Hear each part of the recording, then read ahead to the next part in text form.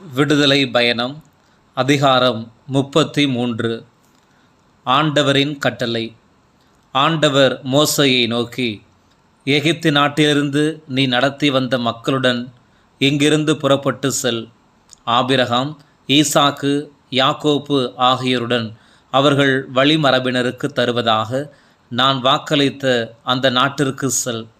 நான் ஒரு தூதரை உனக்கு முன் அனுப்பி கானானியர், எமோரியர், இத்தியர், பெரிசியர், இவ்வியர், எபுசியர் ஆகியோரை துரத்தி விடுவேன். பாலும் தேனும் பொழியும் நாட்டுக்கு போங்கள். நான் உங்களோடு வரப்போவதில்லை, ஏனெனில் நீங்கள் வணங்கா கழுத்துள்ள மக்கள். நான் வந்தால் வழியில் நான் உங்களை அழித்தொழிக்க நேரிடும் என்றார். இத்துயரச் செய்தியை கேட்டபோது மக்கள் அழுது புலம்பினார்கள். யாருமே அணிகலன்கள் அணிந்து கொள்ளவில்லை. ஏனெனில் ஆண்டவர் மோசேயிடம், நீங்கள் வணங்கா கழுத்துள்ள மக்கள், நொடி பொழுதில் நான் உங்களிடையே வந்து உங்களை அழித்தொழிக்கப் போகிறேன். உடனடியாக உங்கள் அணிகலன்களை கலற்றி விடுங்கள். உங்களுக்கு என்ன செய்ய வேண்டுமென்பது எனக்கு தெரியும் என இஸ்ரேல் மக்களுக்கு அறிவி என்று கூறியிருந்தார். இதனால் இஸ்ரேல் மக்கள் ஒரேபு மலையை விட்டு புறப்பட்டதிலிருந்து தங்கள் அணிகலன்களை அணியவே இல்லை. சந்திப்பு கூடாரம். மோசே பாளையத்துக்கு வெளியே கூடாரத்தை தூக்கி செல்வதும் பாளையத்திற்கு நெடுந்தொலைவில் கூடாரம் அடிப்பதும் வழக்கம். அதற்கு அவர் சந்திப்பு கூடாரம் என்று பெயரிட்டார். ஆண்டவரை தேடும் யாவரும் பாளையத்துக்கு வெளியே உள்ள சந்திப்பு கூடாரத்திற்கு செல்வர். மோசே கூடாரத்திற்கு செல்லும் போதெல்லாம் மக்கள் அனைவரும் தத்தம் கூடார நுழைவாயிலில் எழுந்து நின்று கொண்டு அவர் கூடாரத்தில் நுழையும் வரை அவரை பார்த்து கொண்டே இருப்பர். மோசே கூடாரத்தில் நுழைந்ததும் மேகத்தூண் இறங்கி வந்து கூடார நுழைவாயிலில் நின்று கொள்ளும். அப்போது கடவுள் மோசேயிடம் பேசுவார். கூடார நுழைவாயிலில் மேகத்தூண் நின்று கொண்டிருப்பதை மக்கள் அனைவரும் காண்பர். அப்போது தத்தம் கூடார நுழைவாயிலில் நின்று கொண்டே மக்கள் அனைவரும் வணங்கி தொழுவர். ஒருவன் தன் நண்பனிடம் பேசுவது போலவே ஆண்டவரும் மோசேயிடம் முகமுகமாய் பேசுவார். பின்னர் மோசே பாளையத்துக்கு திரும்புவார். இளைஞனும் நூனின் மகனுமான யோசுவா என்ற அவருடைய உதவியாளரோ கூடாரத்தை விட்டு அகலாமல் இருப்பார். ஆண்டவரின் வாக்குறுதி. மோசே ஆண்டவரிடம், இம்மக்களை நடத்தி செல் என்று நீர்தாமே என்னிடம் கூறியிருந்தும் என்னோடு அனுப்பப் போகும் ஆளை பற்றி ஒன்றும் தெரிவிக்கவில்லை. நீர் என்னிடம் பெயர் உட்பட உன்னை எனக்கு தெரியும் என்றும் நீ என் பார்வையில் தயை பெற்றுள்ளாய் என்றும் கூறியுள்ளீர். இப்போதும் உம் பார்வையில் நான் தயை பெற்றிருந்தால் உம் வழிகளை எனக்கு காட்டியருளும். இதனால் உம்மை அறிந்து கொள்வேன். உம் பார்வையிலும் தொடர்ந்து தயை பெறுவேன். மேலும் இந்த இனம் உம் மக்கள்தாம் என்பதையும் கருத்தில் கொள்ளும் என்றார். அதற்கு ஆண்டவர், நானே உனக்கு முன்பாக செல்வேன், நான் உனக்கு இளைப்பாறுதல் அளிப்பேன் என்று கூற, மோசே அவரிடம், நீர் எங்களோடு வரவில்லை எனில் எங்களை இங்கிருந்து போக செய்யாதீர். நானும் உம் மக்களும் உம் பார்வையில் தயை பெற்றுள்ளோம் என்பதை நீர் எங்களோடு வராவிடில் எப்படி அறிந்து கொள்வோம்? இவ்வாறு நானும் உம் மக்களும் மண்ணுலகில் உள்ள அனைத்து மக்களினங்களிலும் வேறுபட்டவர்களாய் இருப்போம் என்றார். அதற்கு ஆண்டவர் மோசேயிடம், நீர் கூறியபடியே நான் செய்வேன், ஏனெனில் நீ என் பார்வையில் தயை பெற்றுள்ளாய். மேலும் உன் பெயர் உட்பட உன்னை எனக்கு தெரியும் என்றார். அப்போது மோசே, உம் ஆட்சியை எனக்கு காட்டும்படி வேண்டுகிறேன் என்று கூற, அவர், என் நிறை அழகை உன்முன் கடந்து போக செய்து ஆண்டவர் என்னும் பெயரை உன்முன் அறிவிப்பேன். யார் யாருக்கு நான் பரிவு காட்ட விரும்புகிறேனோ அவர்களுக்கு பரிவு காட்டுவேன். யார் யாருக்கு இரக்கம் காட்ட விரும்புகிறேனோ அவர்களுக்கு இரக்கம் காட்டுவேன் என்றார். மேலும் அவர், என் முகத்தையோ உன்னால் பார்க்க இயலாது, ஏனெனில் என்னை பார்த்த எவரும் உயிரோடு இருக்க முடியாது என்றார். பின்பு ஆண்டவர், இதோ என் அருகில் ஓர் இடம், இங்கிருக்கும் பாறையின் மேல் நீ நின்றுகொள். என் மாட்சி கடந்து செல்கையில் நான் உன்னை பாறை பிளவில் நிறுத்தி வைப்பேன். நான் கடந்து செல்லும் வரை என் கையால் உன்னை மூடி மறைப்பேன். பின்பு நான் என் கையை அகற்றுவேன். நீ என் பின்புறத்தை. விடுதலை பயணம் அதிகாரம் 34. திருச்சட்ட கற்பலகைகள் 2ஆம் முறை கொடுக்கப்பட்டவை. ஆண்டவர் மோசேயை நோக்கி, முன்னைய கற்பலகைகளுக்கு ஒப்பான வேறு 2 கற்பலகைகளை வெட்டி எடுத்துக்கொள். நீ உடைத்து போட்ட முன்னைய பலகைகளின் மேல் இருந்த வார்த்தைகளையே நான் இப்பலகைகளின் மேல் எழுதுவேன். முன்னேற்பாடு செய்து கொண்டு காலையிலேயே சீனாய் மலை மேல் ஏறிச்செல். அங்கே மலை உச்சியில் என் முன் வந்து நில். உன்னோடு வேறொருவனும் ஏறி வர வேண்டாம். மலை எங்கிலும் எவனும் காணப்படவும் கூடாது. அந்த மலைக்கு எதிரே ஆடு மாடுகள் மேயவும் கூடாது என்றார். அவ்வாறே மோசே முன்னைய கற்பலகைகளுக்கு ஒப்பான வேறு 2 கற்பலகைகளை வெட்டி எடுத்து கொண்டார். ஆண்டவர் தமக்கு கட்டளையிட்டபடி வைகரையில் எழுந்து சீனாய் மலை மேல் ஏறி சென்றார். தம் கையில் 2 கற்பலகைகளையும் கொண்டு போனார். ஆண்டவர் மேகத்தில் இறங்கி வந்து அங்கே அவர் பக்கமாய் நின்று கொண்டு ஆண்டவர் என்ற பெயரை அறிவித்தார். அப்போது ஆண்டவர் அவர் முன்னிலையில் கடந்து செல்கையில், ஆண்டவர், ஆண்டவர், இரக்கமும் பரிவும் உள்ள இறைவன், சினம் கொள்ள தயங்குபவர், பேரன்பு மிக்கவர், நம்பிக்கைக்கு உரியவர், 1000 தலைமுறைக்கும் பேரன்பு செய்பவர், கொடுமையையும் குற்றத்தையும் பாவத்தையும் மன்னிப்பவர், ஆயினும் தண்டனைக்கு தப்பவிடாமல் தந்தையரின் கொடுமையை பிள்ளைகள் மேலும் பிள்ளைகளின் பிள்ளைகள் மேலும் 3ஆம் 4ஆம் தலைமுறை வரை தண்டித்து தீர்ப்பவர் என்று அறிவித்தார். உடனே மோசே விரைந்து தரை மட்டும் தாழ்ந்து வணங்கி, என் தலைவரே, நான் உண்மையிலேயே உம் பார்வையில் தயை பெற்றவன் என்றால் இவர்கள் வணங்கா காலத்துள்ள மக்கள் எனினும், என் தலைவரே, நீர் எங்களோடு வந்தருளும். எங்கள் கொடுமையையும் எங்கள் பாவத்தையும் மன்னித்து எங்களை உம் உரிமை சொத்தாக்கி கொள்ளும் என்றார். உடன்படிக்கையை புதுப்பித்தல். அப்போது ஆண்டவர் கூறியது, நான் ஓர் உடன்படிக்கை செய்கிறேன். எந்த நாட்டிலும் எந்த மக்களினத்திற்கும் செய்யாத அரும்பெரும் செயல்களை நான் உம் மக்கள் அனைவர் முன்னிலையிலும் செய்வேன். உன்னை சூழ்ந்துள்ள மக்களினத்தவர் அனைவரும் ஆண்டவரின் செயல்களை காண்பர். ஏனெனில் நான் உன்னோடு இருந்து திகிலூட்டும் செயல்களை செய்வேன். இன்று நான் உனக்கு கட்டளையிடுவனவற்றை கடைபிடி. இதோ, நான் உன் முன்னிலை நின்று எமோரியரையும் கானானியரையும் இத்தியரையும் பெரிசியரையும் இவ்வியரையும் எபுசியரையும் துரத்தி விடுவேன். நீ சென்று சேரப்போகிற நாட்டில் வாழ்வோருடன் உடன்படிக்கை செய்யாதவாறு எச்சரிக்கையாயிரு. ஏனெனில் அது சிக்க வைக்கும் கண்ணியாக உன்னிடையே இருக்கும். அவர்களின் பலிபீடங்களை இடித்து தள்ளுங்கள். அவர்களின் சிலை தூண்களை உடைத்தெறியுங்கள். அசேராவின் கம்பங்களை வெட்டி வீழ்த்துங்கள்.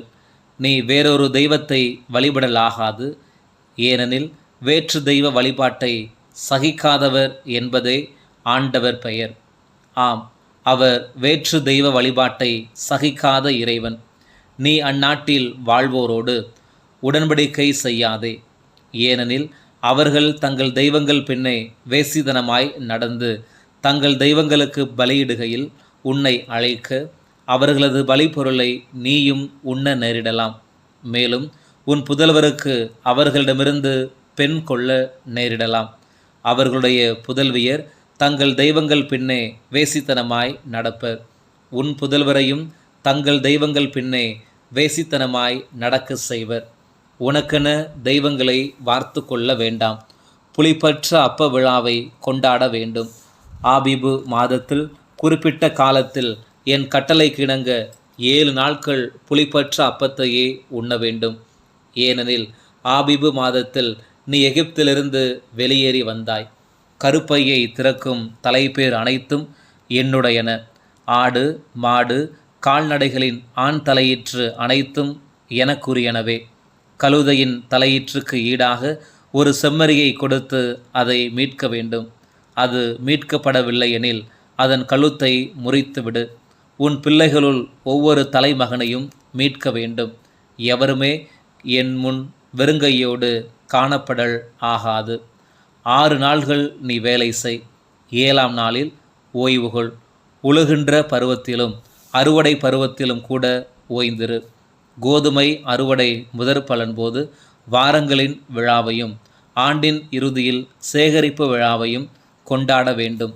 உங்களுள் ஆண்மகன் ஒவ்வொருவனும் ஆண்டில் 3 தடவை தலைவரும் இஸ்ரேலின் கடவுளுமாகிய ஆண்டவர் திருமுன் வரவேண்டும். ஏனெனில் நான் வேற்றினத்தாரை உன் முன்னிருந்து துரத்திவிட்டு உன் எல்லையை விரிவுபடுத்துவேன். நீ ஆண்டில் 3 முறை உன் கடவுளாகிய ஆண்டவர் திருமுன் நிற்க வரும்போது உன் நாட்டை எவனுமே பிடித்துவிடப் போவதில்லை. எனக்கு செலுத்தும் பலியின் இரத்தத்தை புளித்த மாவுடன் படைக்காதே. பாஸ்கா விழா பலியில் எதுவும் காலை வரை எஞ்சியிருக்கக்கூடாது. உன் நிலத்தின் முதற் பலன்களில் முதன்மையானவற்றை உன் கடவுளாகிய ஆண்டவரின் இல்லத்திற்கு கொண்டு செல்வாய். குட்டியை அதன் தாய்ப்பாலில் வேக வைக்காதே. ஆண்டவர் மோசேயை நோக்கி, நீ இவ்வார்த்தைகளை எழுதிக்கொள். இவ்வார்த்தைகளின்படி நான் உன்னோடும் இஸ்ரேலரோடும் ஓர் உடன்படிக்கை ஏற்படுத்தியுள்ளேன் என்றார். அவர் அங்கே 40 பகலும் 40 இரவும் ஆண்டவருடன் இருந்தார். அப்போது அவர் அப்பம் உண்ணவும் இல்லை, தண்ணீர் பருகவும் இல்லை. உடன்படிக்கையின் வார்த்தைகளான 10 கட்டளைகளை அவர் பலகைகளின் மேல் எழுதினார். மோசே சீனாய் மலையிலிருந்து இறங்கி வருதல். மோசே சீனாய் மலையிலிருந்து இறங்கி வருகையில் உடன்படிக்கை பலகைகள் 2ஐயும் தம் கைகளில் தாங்கிக் கொண்டிருந்தார். மோசே கடவுளோடு பேசியதால் அவரது முகத்தோற்றம் ஒளிமயமாய் இருந்தது. ஆனால் மோசே அதை அறியவில்லை. ஆரோனும் இஸ்ரேல் மக்கள் அனைவரும் மோசேயை பார்த்தபோது அவரது முகத்தோற்றம் ஒளிமயமாய் இருந்ததை கண்டு அவரை அணுகி செல்ல அஞ்சினர். ஆனால் மோசே அவர்களை கூப்பிட்டார். ஆரோனும் மக்கள் கூட்டமைப்பின் தலைவர்கள் அனைவரும் அவரை நோக்கி வந்தனர். மோசேயும் அவர்களிடம் பேசினார். பின்னர் இஸ்ரேல் மக்கள் அனைவரும் அவர் அருகில் வந்தனர். அப்போது ஆண்டவர் சீனாய் மலையில் தமக்கு அறிவித்த அனைத்தையும் அவர் அவர்களுக்கு கட்டளையாக கொடுத்தார். மோசே அவர்களோடு பேசி முடித்த பின் தம் முகத்தை ஒரு முக்காட்டால் மூடிக்கொண்டார். மோசே ஆண்டவரோடு உரையாடும்படி அவர் திருமுன் செல்வது முதல் வெளியே வருவது வரை முக்காட்டை எடுத்து விடுவார். அங்கிருந்து வெளியே வந்து அவருக்கு கட்டளையிட்டவற்றை அவர் இஸ்ரேல் மக்களுக்கு எடுத்து கூறுவார். இஸ்ரேல் மக்கள் மோசேயின் முகத்தை பார்க்கும்போது மோசேயின் முகத்தோற்றம் ஒளிமயமாய் இருக்கும். மோசே ஆண்டவரோடு பேச செல்லும் வரை தம் முகத்தை மீண்டும் முக்காட்டால் மூடிக்கொள்வார். விடுதலை பயணம். அதிகாரம் 35. ஓய்வு நாள் பற்றிய ஒழுங்குமுறைகள். மோசே இஸ்ரேல் மக்கள் கூட்டமைப்பு முழுவதையும் ஒன்று திரட்டி அவர்களை நோக்கி, நீங்கள் கடைபிடிக்கும்படி ஆண்டவர் கட்டளையாக தந்துள்ள வார்த்தைகள் இவையே. 6 நாள்கள் நீங்கள் வேலை செய்யலாம். 7ஆம் நாளோ ஆண்டவருக்காக நீங்கள் ஓய்ந்திருக்க வேண்டிய புனிதமான சாபாத்து. அன்று வேலை செய்பவன் எவனும் கொல்லப்பட வேண்டும். ஓய்வு நாளில் உங்கள் உறைவிடங்கள் எதிலும் நெருப்பு மூட்டக்கூடாது என்றார். கூடாரத்திற்கான காணிக்கைகள். மீண்டும் மோசே இஸ்ரேல் மக்கள் கூட்டமைப்பு முழுவதற்கும் பின்வருமாறு கூறினார். நீங்கள் கடைபிடிக்கும்படி ஆண்டவர் கட்டளையாக தந்துள்ள வார்த்தைகள் ஆவன. ஆண்டவருக்காக உங்களிடமிருந்து காணிக்கை எடுத்துக்கொள்ளுங்கள். தாராள மனமுடையோர் அனைவரும் ஆண்டவருக்காக பொன், வெள்ளி, வெண்கலம், நீலம், கருஞ்சிவப்பு, சிவப்பு ஆகிய நிறநூல், மெல்லிய நார்பட்டு, வெள்ளாட்டு முடி, செந்நிறமாக பதனிடப்பட்ட ஆட்டுக்கிடாய் தோள்கள், வெள்ளாட்டு தோள்கள், சித்தி மரம், விளக்குக்கான எண்ணெய், திருப்பொழிவு எண்ணெய்க்கும் தூபத்துக்கும் தேவையான நறுமண வகைகள், ஏப்போதுக்கும் மார்பு பட்டைக்கும் தேவையான பன்னிற மணிக்கற்கள், பதித்து வைக்கும் கற்கள் ஆகியவற்றை காணிக்கையாக கொண்டு வர வேண்டும். கூடாரத்திற்கான பொருள்கள். மேலும் உங்களுள் திறன் படைத்தோர் அனைவரும் ஆண்டவர் கட்டளையிட்ட அனைத்தையும் செய்ய முன் வரட்டும். அவை திரு உறைவிடம், அதன் கூடாரம், மேல் விரிப்பு, கொக்கைகள், சட்டங்கள், குறுக்கு சட்டங்கள், தூண்கள், பாத பொருத்துகள், பேழை, அதன் தண்டுகள், இரக்கத்தின் இருக்கை, அதை மறைக்கும் தொங்குதிரை, மேசை, அதன் தண்டுகள், அனைத்து துணைக்கலன்கள், திருமுன்னிலை அப்பம், ஒளிவிளக்கு தண்டு, அதன் துணைக்கலன்கள், அகல்கள், விளக்குக்கான எண்ணெய், தூபபீடம், அதன் தண்டுகள், திருப்பொழிவு எண்ணெய், நறுமண தூபம், கூடார வாயிலுள்ள தொங்குதிரை, எரிபலி பீடம், அதன் வெண்கல வலைப்பின்னல், தண்டுகள், துணைக்கலன்கள், தண்ணீர் தொட்டி, அதன் ஆதாரம், முற்றத்தின் திரைகள், அங்குள்ள தூண்கள், பாத பொருத்துகள், முற்றத்தின் வாயிலுக்கான தொங்குதிரை, திரு உறைவிடத்திற்கான முலைகள், முற்றத்திற்கான முலைகள், அவற்றின் கயிறுகள், திருத்தல பணிவிடைக்காக அழகுற பின்னப்பட்ட உடைகள், குரு ஆரோனுக்கான திரு உரைகள், குருத்துவ பணிக்கான அவன் புதல்வர் அணியும் உடைகள் ஆகியவையே. மக்கள் காணிக்கை கொணர்தல். பின்னர் இஸ்ரேல் மக்கள் கூட்டமைப்பு முழுவதும் மோசே முன்னிருந்து அகன்றது. உள்ளார்வம் உடையோர், உள் உணர்வால் உந்தப்பட்டோர் அனைவரும் முன்வந்து சந்திப்பு கூடார வேலைக்காகவும் அதிலுள்ள அனைத்து திருப்பணிகளுக்காகவும் திரு உடைகளுக்காகவும் ஆண்டவருக்கு காணிக்கை கொடுத்தனர். ஆண்களும் பெண்களுமாக தாராள மனமுடையோர் அனைவரும் காப்புகள், காதணிகள், மோதிரங்கள், கழுத்தணிகள் ஆகிய பொன் கலன்கள் அனைத்தையும் கொண்டு வந்தனர். யாவரும் அப்பொன்னை ஆரத்தி பலியாக ஆண்டவருக்கு உயர்த்தினர். அவர்கள் தங்களிடம் காணப்பட்ட நீலம், கருஞ்சிவப்பு, சிவப்பு ஆகிய நிற நூல், மெல்லிய நார்ப்பட்டு, வெள்ளாட்டு முடி, செந்நிறமாக பதனிடப்பட்ட ஆட்டுக்கிடாய் தோள்கள், வெள்ளாட்டு தோள்கள் ஆகியவற்றையும் கொண்டு வந்தார்கள். வெள்ளியையும் வெண்கலத்தையும் காணிக்கையாக கொண்டு வர முடிந்தவர் அனைவரும் அவற்றை ஆண்டவருக்கு காணிக்கையாக கொண்டு வந்தனர். ஏதாவது வேலைக்கு பயன்படக்கூடிய சித்தி மரம் யாரிடமாவது காணப்பட்டால் அதையும் அவர்கள் கொண்டு வந்தார்கள். திறன்மிக்க பெண்கள் எல்லாம் தங்கள் கைகளாலேயே நூல் நூற்று நீலம், கருஞ்சிவப்பு, சிவப்பு ஆகிய நிற நூல், மெல்லிய நார்ப்பட்டு போன்றவற்றை நெய்து கொண்டு வந்தார்கள். உள் ஆர்வமும் திறனும் உடைய பெண்கள் அனைவரும் வெள்ளாட்டு முடி நெய்தார்கள். ஏப்போத்துக்கும் மார்பு பட்டைக்கும் வேண்டிய 12 மணிக்கற்களையும் பதிக்கும் கற்களையும் திருப்பொழிவு எண்ணெய்க்கும் நறுமண தூபத்துக்கும் தேவையான பரிமள வகைகளையும் விளக்குக்கு எண்ணெயையும் தலைவர்கள் கொண்டு வந்தார்கள். ஆண்டவர் மோசே வழியாக செயல்படுத்த வேண்டுமென்று கட்டளையிட்டிருந்த அனைத்து பணிகளுக்கும் தேவையானவற்றை கொண்டு வருமாறு ஆண் பெண் அனைவரும் உள் ஆர்வத்தால் தூண்டப்பட்டனர். இவ்வாறு இஸ்ரேல் மக்கள் ஆண்டவருக்கு தன்னார்வ காணிக்கை கொண்டு வந்தார்கள். கூடார கலைஞர்கள்.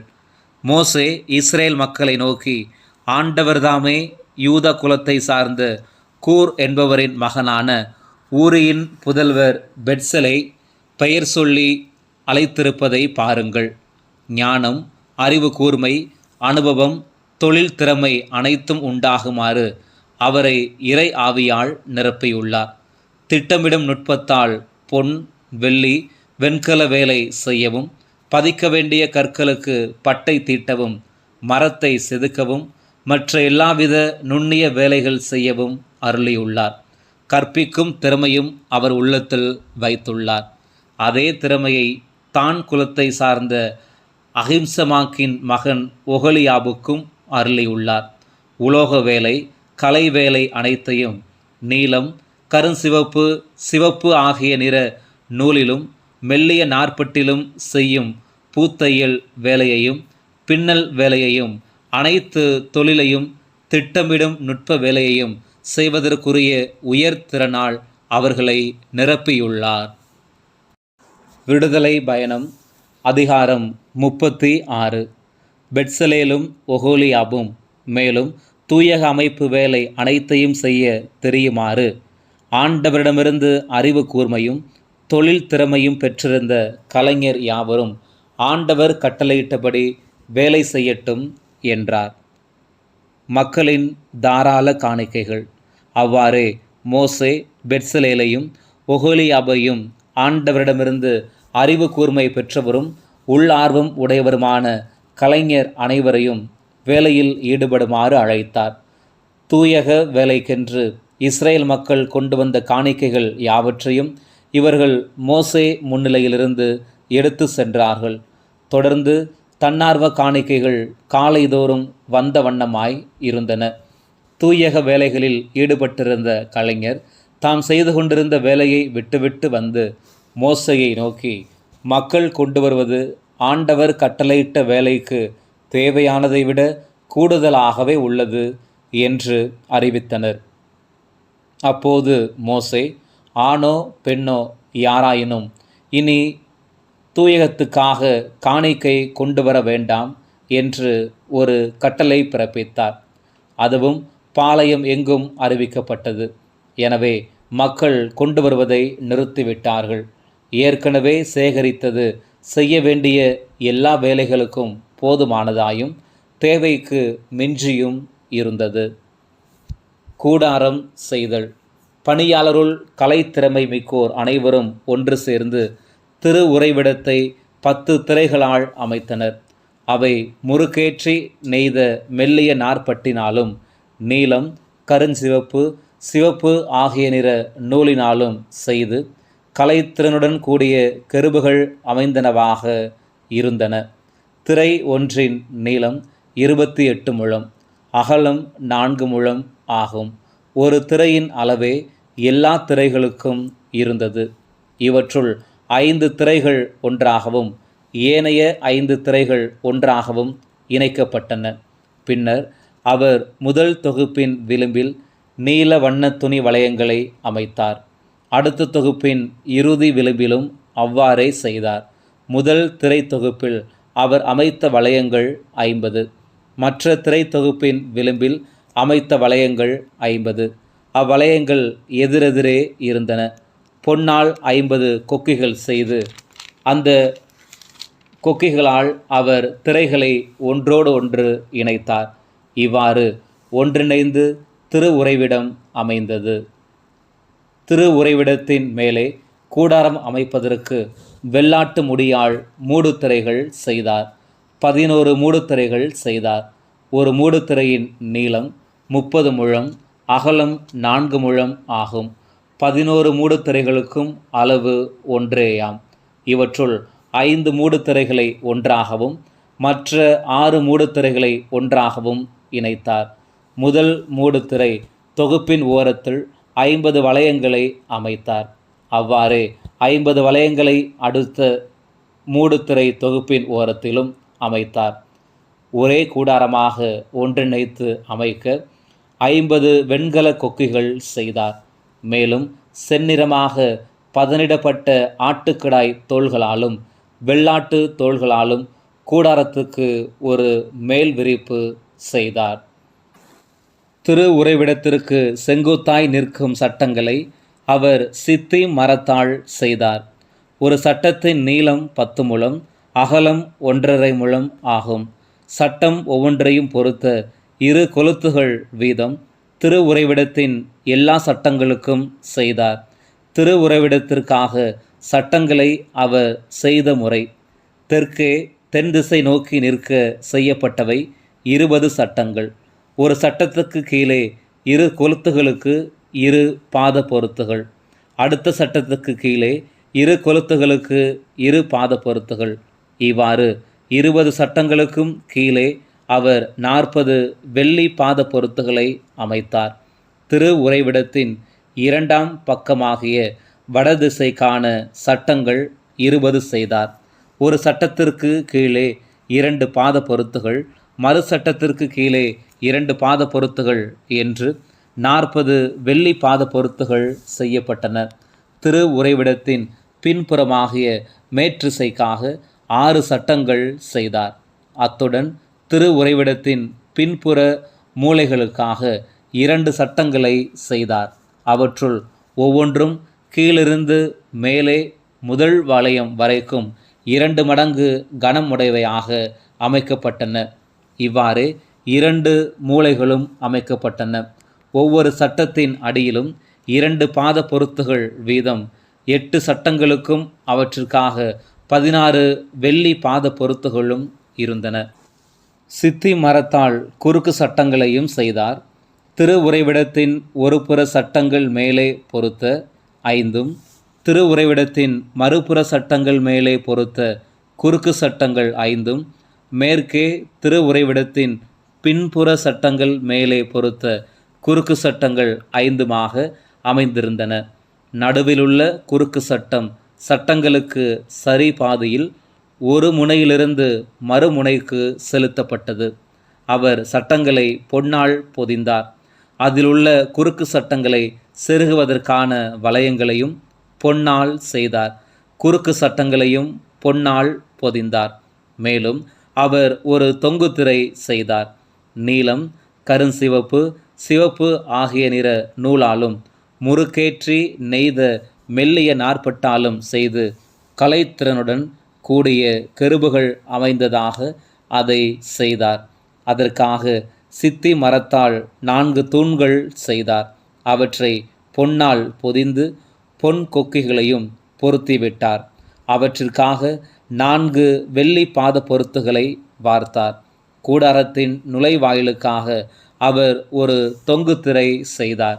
அது நீலம், கருஞ்சிவப்பு, சிவப்பு ஆகிய நிற நூலும் முறுக்கேற்றி நெய்த நாற்பட்டும் பின்னல் வேலைப்பாடும் கொண்டதாக விளங்கியது. 5 தூண்களையும் அவற்றின் வளைவு ஆணிகளையும் செய்தார். அவற்றின் பொதிகைகளையும் பூண்களையும் பொன்னால் பொதிந்தார். 5 பாத பொருத்துகளை வெண்கலத்தால் செய்தார்.